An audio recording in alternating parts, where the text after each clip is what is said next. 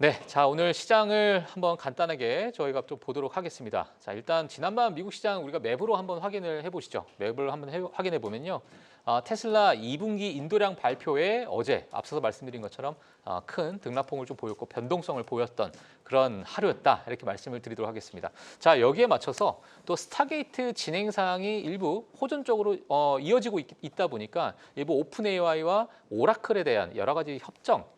이 AI 관련된 투자 이런 부분도 순조롭게 진행되고 있다라는 이야기가 좀 나왔습니다. 그러다 보니까 AI의 핵심 플레이어죠. 엔비디아 그리고 일부 구글, 브로드컴 이러한 기업들이 큰 상승을 좀 보여주는 그러한 시장을 보여줬습니다. 그리고 감세한 통과에 따라서 일부 빅테크 특히나 뭐 반도체 업종은 좋은 흐름을 보였지만은 저 아래 지금 화면 보시면 이 맵 아래 보면 저 빨갛게 물들어 있는 부분이 아마 보이실 겁니다. 자, 이 부분이 바로 헬스케어 보험 업종입니다. 자, 보험 업종은 특히나 뭐 1조 달러 가까운 지출 삭감에 따라서 약간은 좀 수혜를 받지 못하는 그러한 시장의 해석이 좀 나오면서 일부 정말 중소형 기업들은 크게 좀 폭락을 하는 그런 모습도 어제 시장에서 보여줬다라고 정리를 좀 해드리도록 하겠습니다. 자, 트럼프는 연일 지속적인 제롬 파월 의장을 압박을 하고 있습니다. 제롬 파월 의장의 임기 또 앞당기려고 하는 그런 모습들이 있었고 차기 연준 의장을 또 지명하겠다라는 이야기가 계속 나오고 있는데요. 사실 이러한 압박이 지금 시장에서는 어떻게 작용이 되고 있느냐? 잘하면 금리 인하가 생각보다 좀 빨리 이루어질 수도 있겠다라는 그러한 부분이 좀 나오고 있습니다. 자, 그래서 여전히 지금 제롬 파월 의장과 트럼프 간의 여러 갈등 속에서 우리가 지금 봐야 될 거는 뭐냐?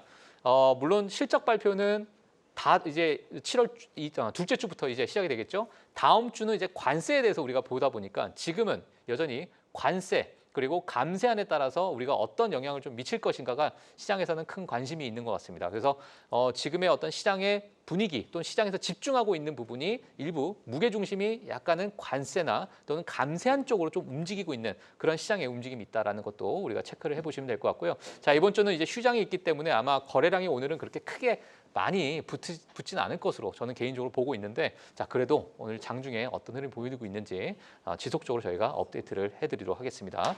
자, 그리고 다음 이야기를 좀 보게 되면 자 중국은 또 미국 베트남 무역 협상에 일부 반응을 좀 보였습니다. 중국 상무부는 자국의 이익을 위해서 정당한 권익을 단호히 보호할 것이다라고 이야기를 했고요. 자, 이러한 부분은 앞으로 향후 중국 외에 많은 국가에 부과가 되는 관세율에 따라서 어떠한 반응이 보일지 또는 수출이나 수입에 대해서 어떠한 불이익을 받게 되면 또 어떠한 협상 카드를 내놓을지 너무나도 불확실한 상황에서 우리가 좀 미국 증시를 좀 바라봐야 되지 않을까라고 생각이 됩니다. 자, 그러다 보니까 이번 독립기념일이 좀 지나고 나면 다음 주는 많은 국가별 관세율 특히나 상호 관세율에 따라서 시장이 크게 출렁거리지 않을까라고 보여지고 있고요. 최근에 기업 실적 발표에 대해서 일부 EPS가 상향 조정되고 있다 보니까 생각보다 나쁘지 않다라는 이야기도 분명히 나오고 있습니다. 자, 하지만 관세율에 따라서 일부 그런 센티먼트, 시장의 심리가 좀 좌지우지 될 수 있다는 점도 우리가 꼭 염두에 두시면서 미국 증시를 바라보시면 될 것 같습니다. 자, 오늘 가장 중요한 이야기 이어나갈 예정입니다. 오늘 제가 간단하게 정말 한 줄로 적었습니다. 가장 안정적이고 수익률이 좋은 채권에 대해서 우리가 좀 볼 텐데요. 사실상 우리 미국 증시도 너무나도 중요하지만 최근에 채권 시장에 대해서도 큰 관심이 있습니다. 10년물 국채 금리가 4.5%를 기록했지만 최근에 4.2%가 내려가게 되면서 일부 10년물 국채 금리에 대해서도 긍정적으로 채권 가격이 상승하고 있는 거죠. 자, 그러다 보니까 많은 시장의 투자자분들이 채권 시장에 대해서도 크게 관심을 가지고 있고요. 어떠한 채권이 가장 안정적이고 수익률이 좋았는지 이 부분 자세하게 또 이야기 나눠보도록 하겠습니다. 자, 오늘도 마찬가지로 너무나도 늘 채권에 대해서 알기 쉽게 설명해 주시는 두 분 모셨습니다. LS증권의 김종구 상무, 오충구 상무와 함께 이야기 이어나가도록 하겠습니다. 안녕하세요. 안녕하세요. 예.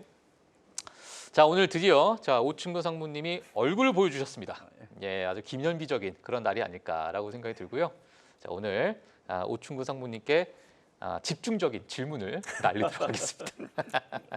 자, 오늘 사실 제가 뭐 정말 제목을 알기 쉽게 적었어요. 예. 가장 안정적이고 수익률 좋은 채권. 예. 과연 이게 있을까? 예. 저도 의구심이 들면서 지금 이제 자료를 좀 봤는데 어떤 채권입니까? 일단 바로 뭐 본론부터 넘어가시죠. 말씀드리자면 트리키의 통화 표시 발행 국제기구 채권입니다. 예. 확정금리 30%입니다. 연. 확정금리 30%요. 예.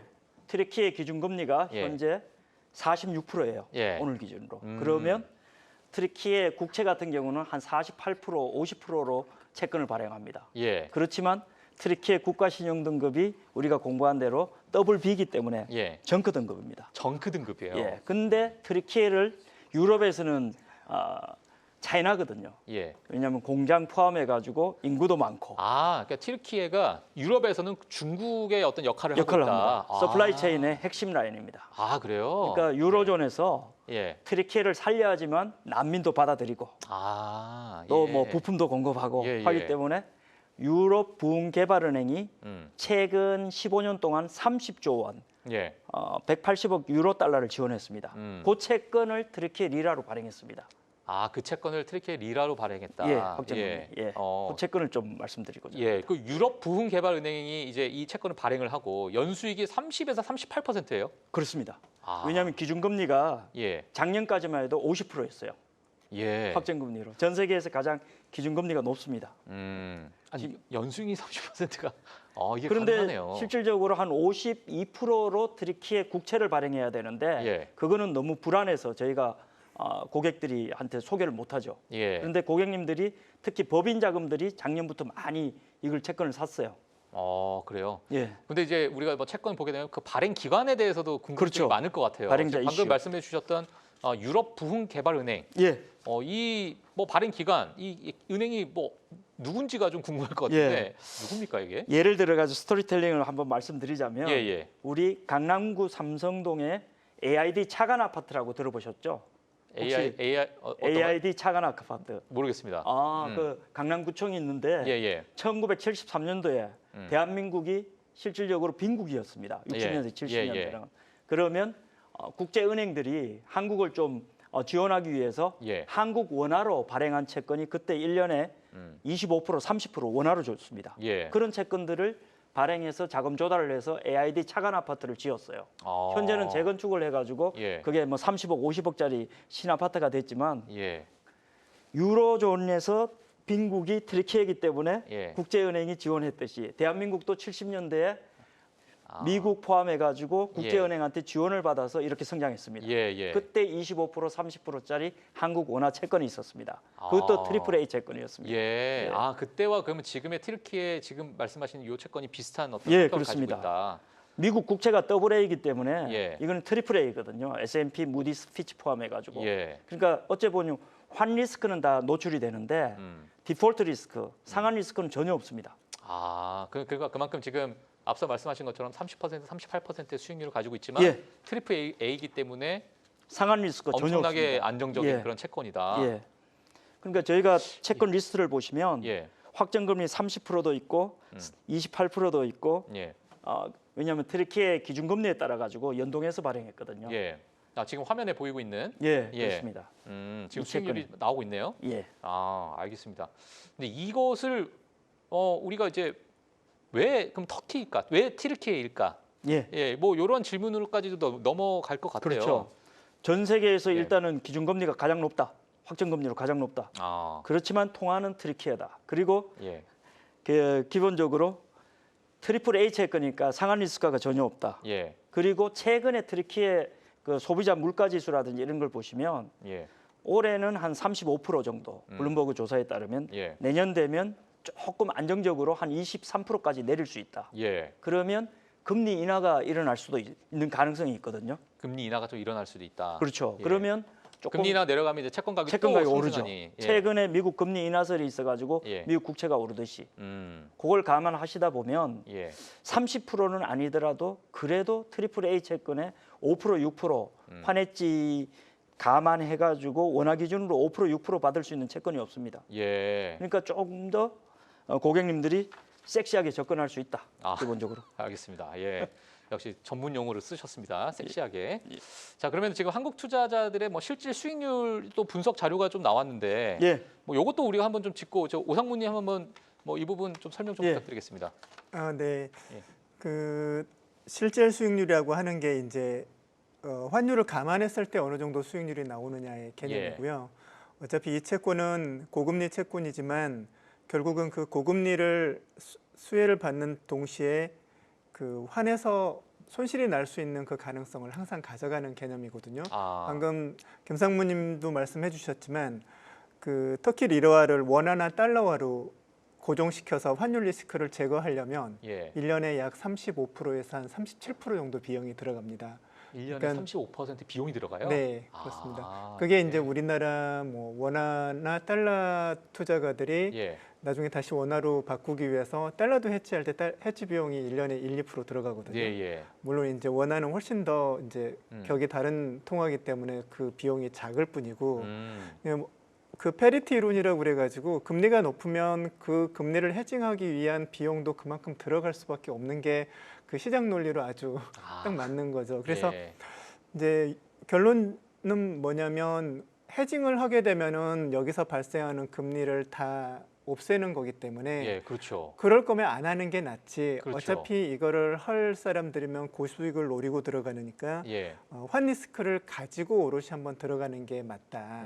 아닐 거면 안 하는 게 낫다. 근데 헤징할 거면. 환 리스크가 있더라도 네. 지금 30%, 38%라는 이 수익률은 여전히 너무나도 매력적이기 때문에 그렇죠. 그렇게 네. 우리가 받아들여야 일반인들이 되는 건가요? 보기에는요. 아, 일부 환의 리스크가 있다 한들 예, 이것들을 그렇습니다. 다 상쇄할 만큼의 큰 수익률이 있다라고 우리가 그렇습니다. 볼 수 있는 거죠. 그래서 결국은 요는 뭐냐면 예, 일단 환 변동성은 인정을 하고 들어가고요. 예. 과연 그 환 변동성을 상쇄할 만한 금리 수준이 지금 되고 있는가? 아, 예. 그게 중요한 거 그럼 진입 시점으로. 그럼 만약에 환에 대한 해지가 좀 안 된다라고 하면 우리가 여러 가지 거시경제 측면에서 그 나라의 어떤 경제 그렇습니다. 상황 우리가 좀 파악을 해야 되고 네네네. 한국도 마찬가지로 그 상황의 어떤 역학 관계가 있으니까 네, 이제 한국은 예. 역학관계가 뭐 터키랑 바로 직접적인 관계는 아니겠지만 예. 한국의 뭐 기대 수익률이 금리로 3% 4%다 그러면은 그것도 기회비용이기 때문에 한번 고려를 해야 되는 거죠. 그렇죠, 그래서 그렇죠. 여기 실질 수익률 분석이라는 표를 하나 만들어 봤는데 예.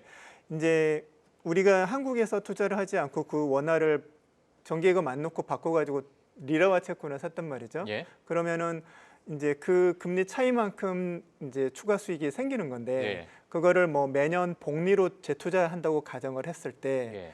뭐 예를 들어서 1년에 30% 금리를 받게 되면은 1년 받고 나서 또 재투자하게 되면 예. 그건 복리 효과가 또 감안돼 가지고 실질적으로 160%가 아니라 170, 180%까지 갈 수 있단 말이죠. 예. 이제 그게 이제 일종의 복리 배수인데 음.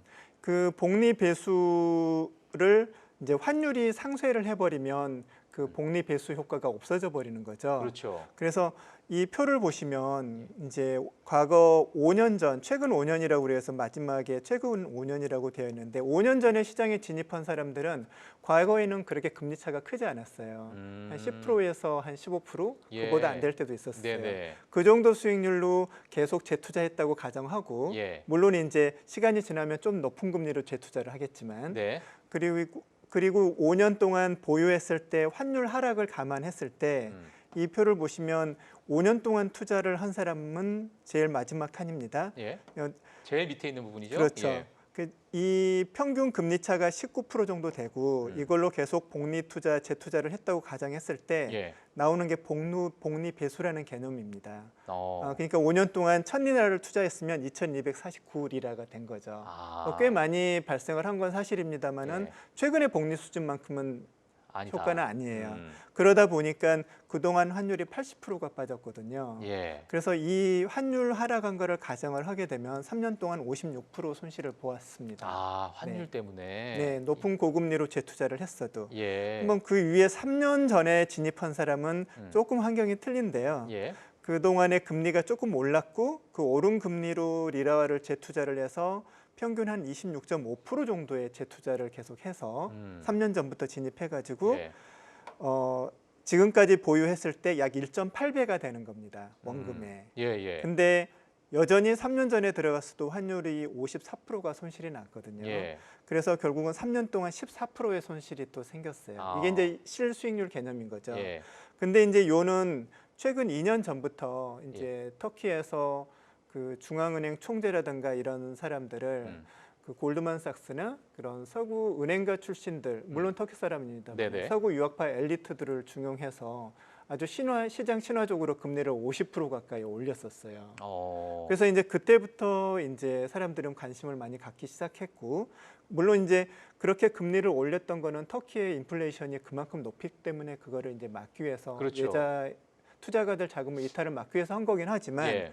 그 이후에 보시면 2년 전에 들어간 투자가는 평균 36.75%에 계속 재투자를 했다고 가정을 했을 때 예. 그 동안의 환율은 30%가 하락이 됐습니다. 근데 이 정도 이제 다이내믹이 생겼을 때 복리배 수가 1.8배가 됐고 환율은 30% 정도 하락을 해서 2년 전에 들어간 사람은 총 30.6%의 수익률을 수익을 낸 거죠. 봤다. 그리고 예. 제가 최근에 여기서 조금 네네. 궁금한 게요. 지금 환율 하락률 자체가 과거 5년보다는 최근 2년, 1년이 그렇습니다. 점점 줄어들고 있다라는 거. 그렇습니다. 네. 그러면 이제 앞으로 이제 환율 하락률에 대해서는 우리가 염두에 둬야 될까, 걱정해야 될까가 이제 시장의 투자자분들이 조금 그렇죠. 봐야 되는 네. 구간일 것 같은데. 네. 그래서 환율은 그 중앙은행이 적극 개입해가지고 금리를 인상하면서부터는 확실히 그 하락 속도가 둔화되었어요. 둔화되고 있어요. 근데 금리는 그 고금리로 거의 지속적으로 유지하고 있습니다. 예. 50%까지 올렸다가 올해 초에 42%까지 잠깐 내렸었는데 네네네. 조금 자신감이 붙었었겠죠. 어. 근데 그때부터 이제 연초에 그 또 이제 외국인 투자자금 이탈하는 사건이 하나 있었어요. 이제 터키에 항상 그 고질적인 벽인데 정치적인 불안이 그 이마물루라는 지금 야당 그 이스탄불 시장이기도 하고 예. 한국의 이재명 대통령처럼 차기 대통령 후보고 야당에. 근데 이제 이분을 그 시장 재임 시절에 반테러 단체에 예. 그 자금을 지원했다는 그런 어떤 혐의를 가지고서 예. 기소를 해버렸어요. 그래서 예. 구금 상태입니다. 그러다 보니까 정치적인 불확실성이 또 그렇죠. 예. 그러면서 소요도 많이 발생하고 그러면서 이제 그 외국인 자금도 이탈하고 하는 와중에 이제 금리를 또 인하했고 한도 약세가 돼서 올 3월부터 한 4월, 5월에 들어간 투자가는 지금 여기 표에도 나왔겠지만 실질 수익률이 한 4%로 손실이 됐어요. 예. 하지만 1년 전에 들어간 사람들은 예. 그거를 감안해도 약 10% 정도의 수익을 낸 거죠. 그러니까 이제 저희가 현 시점에서 보면은 결국은 이제 이 어쩔 수 없는 그런 그 신흥국들의 그 고질적인 그런 변동성 리스크는 정치적인 소요라든가 불안이라든가 이런 거를 안고 가서 예. 환 리스크라는 거는 항상 디폴트 상수값으로 존재를 하는데 근데 그거를 상쇄해 줄 만한 지금 기준금리 수준, 그다음에 그 기준금리에 연동한 EBRD 같은 채권의 수익률이 있으면 예. 한번 이 고금리 기회를 이용해서 아. 한 리스크를 최소화시키는 한번 대안 투자로 접근해 볼 만하다라는 예. 게 이제 결국은 이제 좀 단기적으로 진입 시점을 고려해서 예. 지금 정도의 상황이면 진입해 볼 만하다라는 거를 이제 표에서도 어느 정도 그 현상이 예. 보이고 있고요. 알겠습니다. 그러면은 사실 우리가 이제 요 환율이나 이런 것들은 어떤 경제 성장률이나 경제 지표에 따라서 많이 좀 움직일 가능성이 좀 크고 네. 뭐 지금도 미국 같은 경우에는 약달러가 가는 이유는 정책적인 어떤 불확실성이 있다 보니까 약달러의 기조로 좀 가고 있지 않나라고 시장에서 좀 나오고 있는데 네. 터키 같은 경우에는 좀 경제 지표의 어떤 방향을 보게 되면 뭐 어느 상황인지가 좀 궁금한데요. 그래서 예. 이제 사실은 그 이런 신흥국의 음. 그 환을 예상하기는 정말 쉽지가 어렵고요, 않죠. 쉽지 예. 않습니다. 그리고 결국은 이제 그 정치적인 리스크를 이제 어느 정도 본인 개별 투자가들의 예. 뭔가 이제 인사이트를 한번 가질 필요가 있는데 지금 이제 터키 같은 경우는 에르도안의 권유적인 정부에 대한 그 시장의 약간의 불신 이런 게 있고 불만도 있고 예. 있고 그다음에 지금 야당 대표면서 또 야당 대표와 현직 지금 구금된 이스탄불 시장에 대한 향후 그런 정치적인 어떤 변화, 리스크 이런 것들이 이제 터키의 그 환 리스크를 좌우하고 있다고 보여지고 있거든요. 예. 근데 이제 에르도안 정부에서도 이분이 굉장히 이슬람 근본주의자이기도 하지만 과거의 성향은 굉장히 그 시장 친화적인 사람이었고 그 국민의 인기를 계속 유지하기 위해서는 예. 이렇게 물가라던가 외자가 유출되는 것들을 그렇게 보고 있는 사람이 아니에요. 그래서 이제 굉장히 정치 술수가 뛰어난 사람인데 예. 7월 1일부에 지금 그 야당 아까 대표와 이스탄불 시장이 지금 6월 말일자로 그 구금된 상태에서 그 1심 판결이 있었는데 예. 그 판결을 연기시켰어요. 그러면서 터키 그날 주식, 채권 모든 게 다 5% 이상씩 상승을 했었거든요. 예. 근데 이 시장은 이거를 굉장히 호재로 받아들이고 어떤 개선의 어떤 시그널로 보여지고 개선까지는 아니지만 예, 예. 이 현 상태를 악화시키지 않은 상태에서 관리하겠다라는 어떤 아. 정부 사법 당국자들의 예, 계산이 예. 들어갔다고 판단을 하고 있는 것 같아요. 예. 그래서 실질적으로 이제 다음 대선은 28년까지 한 3년 가량 남았는데 그때 많이 남아 있는 기간 동안 사태를 악화시키지 않으면서 관리형으로 가겠다라는 그런 시그널로 받아들이고 있는 것 같습니다. 그래서 예. 최근에 이제 JP 모건이나 이런 IB에서 터키 리라화로 자금이 유입되고 있고 지금도 투자를 할 타이밍이라고 판단한다라는 리포트도 하나 썼고요. 예. 그래서 결국은 이제 뭐 시장을 전망할 수는 없겠지만 그런 전체적인 분위기를 감안해서 진입해 볼 수 있다라는 예. 생각을 하고 있습니다. 알겠습니다. 예, 그래서 지금 터키에 대한 여러 가지 경제 상황이나 이런 것들이 지금 현 상태에서 좀 유지가 되는 가능성은 결국엔 지금 높은 이 금리 그리고 환에 대해서 일부 약간의 리스크가 좀 해소가 되는 이런 어떤 시장의 분위기를 봤을 때 이런 이제 이 상승률에 대해서 조금은 더 시장의 투자자들이 좀 좀 좋아할 만한 그런 그러니까 구간이 있다. 환율이 지속적으로 하락할 가능성은 있지만 아, 그렇게 급락하는 상황을 가정하지 않는다면 예, 그 하락분을 지금 현재 이 풍부한 그 채권 수익률이 예, 예. 보상해주고 남을 수 있겠다라는 이제 판단을 해보는 거죠. 예. 이 채권은 어떻게 삽니까, 근데? 갑자기 궁금하네요. 이거 어떻게 사야 돼요? 김종우 상무님의 예, 질문. 상무님. 글로벌 IB들이나 예. 기본적으로 대형 증권사에서는 취급을 꺼려야 합니다. 꺼려요? 예, 예, 왜요? 기본적으로도 물량이 그렇게 많지 않아요.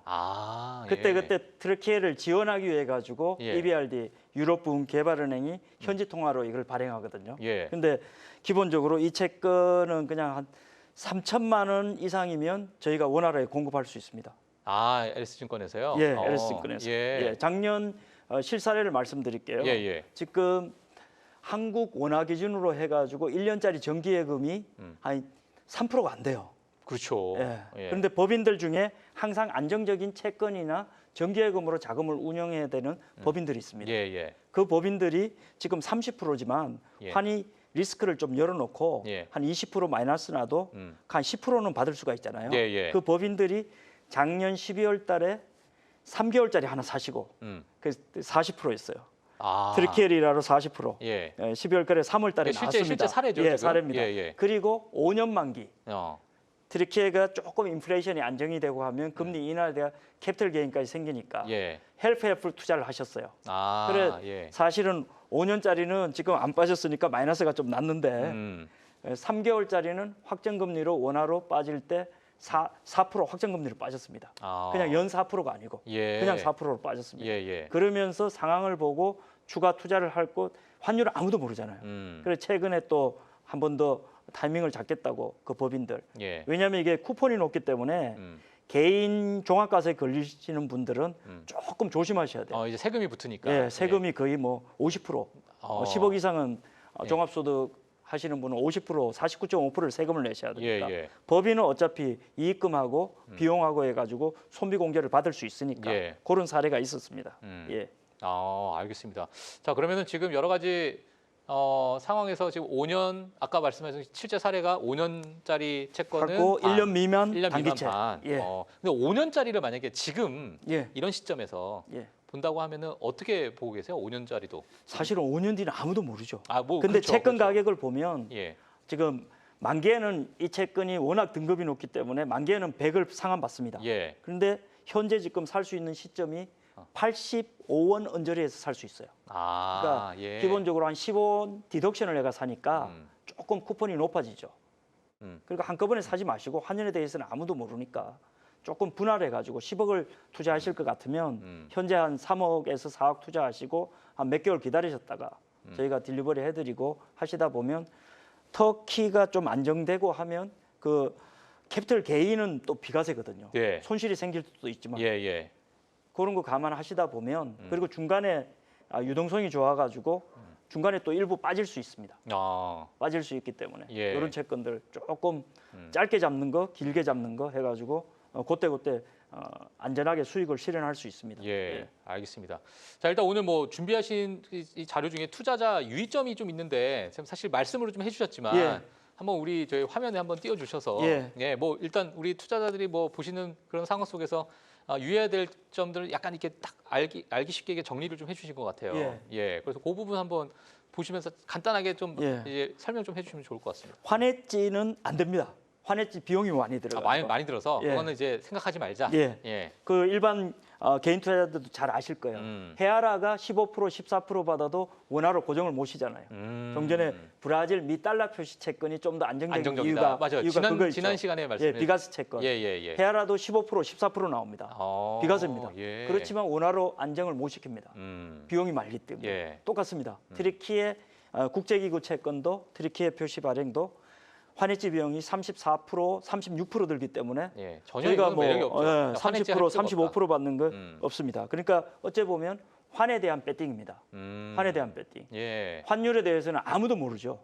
그 대신 트리플 A 채권이다. 세계에서 가장 안정적이다. 본드 중에 가장 높습니다. 미국 국채보다 더 높습니다. 예. 그러니까 일부는 단기로 하시고 일부는 장기로 하시고 그때 따라 가지고 일부 수익 실현하시고 뭐 그런 식으로 계속 와칭하셨다가 예. 한 5% 보고 들어가시면 안 되겠습니까? 5%요? 예. 그런데 뭐 생각해 보겠습니다. 예. 은행 정기예금보다 7배가 더 뛰어난 신용 등급이 뛰어난 그렇죠. 채권입니다. 예. 최근에 뭐 금리가 워낙 낮다 보니까. 예. 그런 식으로 생각하셔가지고 예. 조금 투자를 하시면 그렇게 큰 실수 안 하실 겁니다. 알겠습니다. 오늘 사실 이 리라와 채권에 대해서 뭐 아시는 분들도 아실 수 있겠지만은 저는 너무 다 생소하게 좀 들렸지만 예.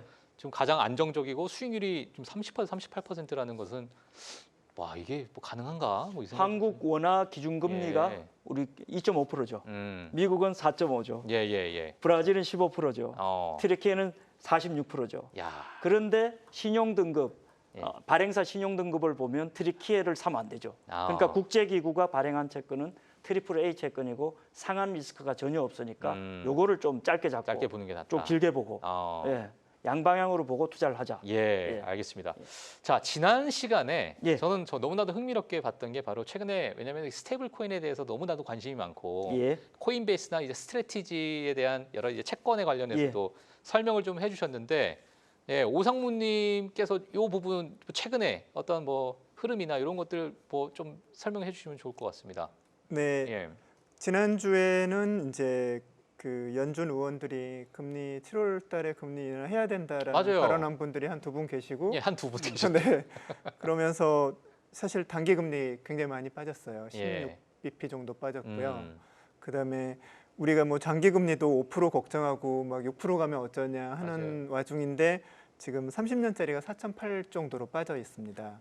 네. 그래서 지금 여기 표에 보면은 그때 저번에 지난주에 김상문님께서 소개해준 미국채 장기물 채권 예. 지금 주간 가격 변동을 보시면 금리가 한 10bp 이상 빠지면서 가격이 0.4% 올랐습니다.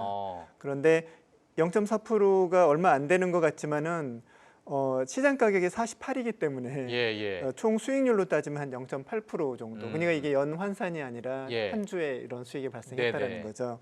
그리고 코인베이스는 주간에 0.7% 올랐고요. 그 개념으로. 두 번째 줄이네요. 네, 두 번째 줄입니다. 근데 여기서 이제 히트맵으로 스트래티지에 주황색을 해놨는데 스트래티지가 한 주에 4.4%가 올랐죠. 주간의 채권인데 그리고 이제 그 외에 이제 애플 채권 뭐 이런 회사채들도 1.5%, 1.6%, 페맥스 신흥국 그 멕시코의 국영 오일 회사인데요. 언제 이제 이 페맥스도 한번 방송을 할 것 같은데 이 회사채가 저희도 항상 마케팅하고 많이 판매를 하는데 4% 정도 수익이 났죠. 그래서 지금 상황은 그게 이 채권 시장은 주식 시장이랑 약간 다른 게 약간의 경기 둔화에 더 환호합니다. 약간의 경기 둔화에 더 환호한다. 네, 그게 주식도 그럴 수 있는데요. 주식도 경기가 둔화된다고 그러면은 주가 빠지겠네 하지만 금리도 인하해준대. 맞아요. 유동성 좋아진대 그러면 또 오르잖아요. 예. 근데 그런 것처럼 물론 이제 주식은 그 인더스트리별로 그 온도차가 심한데 채권 같은 경우는 경기 둔화 시그널에 조금 다 같이 환호하는 경향이 있어요. 특히 그 하이힐드성 이머징 시장이라든가 예. 이머징 채권이 그러니까 신흥국 채권이나 변동성이 조금 약간의 변동성과 들어가면 금리 인하 훨씬 더 변동성. 좀 네. 뭐랄까요? 활기차다는 좀 뜻은 좀 표현이 좀 그렇겠지만 그게 이제 저희들 그 업자들 표현으로 골골골 백년이라고 하는데 예, 골골골 백년이요. 상황이 아주 붕괴되지 않으면서 저금리 기조로 가는 상황. 아, 채권 투자가들한테 골골골 백년. 가장 예. 좋은 그런 그 기간이거든요. 그 아, 상황이. 예. 물론 이제 지금 상황을 거기에 비유할 수는 없지만 예. 이렇게 이제 경기가 침체로 가지 않으면서 약간의 둔화 상황에서 금리가 인하되는 시그널을 줄 때 예. 그때 이제 채권은 많이 반응을 해주죠. 아, 물론 이제 그 와중에서 그 역풍을 견뎌내지 못하는 기업들도 나올 수 있겠지만 예. 이제 그 저희는 이제 그렇지 않은 기업들로 선정을 하려고 노력을 하고 있습니다만은 예. 어쨌든 알겠습니다. 지난주 한 주 동안에는 장기물 회사채, 국채, 전환사채, 신흥국 국채 다 좋았다. 아, 다 좋았다. 예. 말씀드리겠습니다. 여기서 한 가지 더 붙이는 게 뭐냐면 예. 마이크로 스트레치로 사명을 바꿨죠. 음. 그 비트코인을 한 60만 개 가지고 있죠. 예, 예. 그 채권은 전환사채잖아요. 전환사채죠. 쿠폰이 제로니까 4.4%가 그냥 모든 게 비과세로 다. 그냥 모든 게 비과세. 예. 쿠폰이 제로니까. 예, 쿠폰이 제로니까 매매 차익은 아직까지 해외 채권은 비과세입니다.